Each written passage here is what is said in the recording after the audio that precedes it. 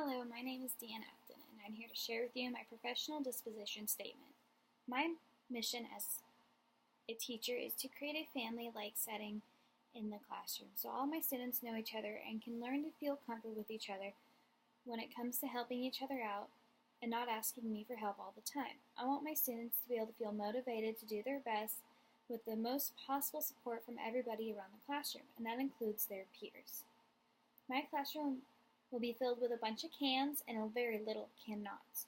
Students who are strong in some subjects will be the leaders in group projects based on those subjects, while the weaker ones will get to learn and hopefully be the leader the next time around. My vision is for my students to walk out of their classroom at the end of the year where they will not feel fear in asking for help in being a leader for their own students. Each student will know how to present without fear, along with communicating with others and not have as much social anxiety when they leave their classroom. I also would like the opportunity to be a resource teacher. The traveling ability to be a resource teacher sounds pretty handy when it comes to learning my way around the new schools, but ideally I would like to be in a 4th grade self-contained classroom with students with behavioral disabilities such as autism, Asperger's, and Down syndrome. I believe a teacher must use a variety of instructional strategies to create a diverse learning experience for each of the class students. Students are not cookie-cutter learners, and they need to be diverse learners in all fields so all students can meet their potential. I am a full supporter in blended learning and strategies in the classroom and plan on using a mix of technology and textbook to teach my students the best way they can to reach the state standards. Part of my mission is to have that family environment, like I mentioned before. I think students learn better in a comfortable family setting than they do in a peer pressure setting.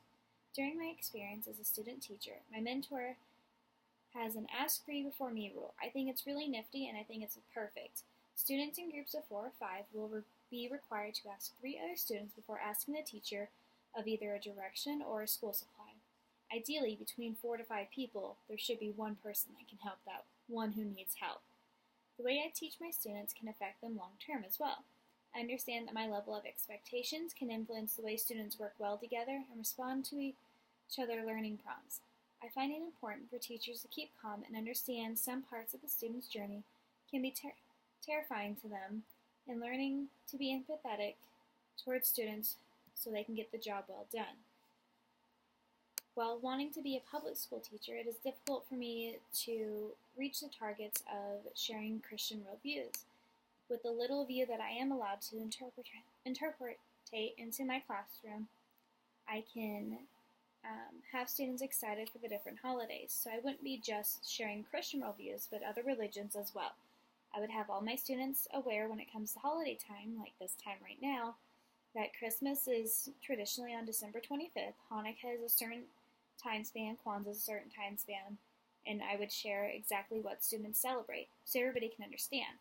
Last week for 1st grade, they had to write a paper on what they would prefer, whether they liked Halloween or Christmas better.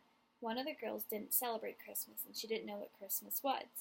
So we made a circle map on everything about Christmas and what we enjoy of Christmas.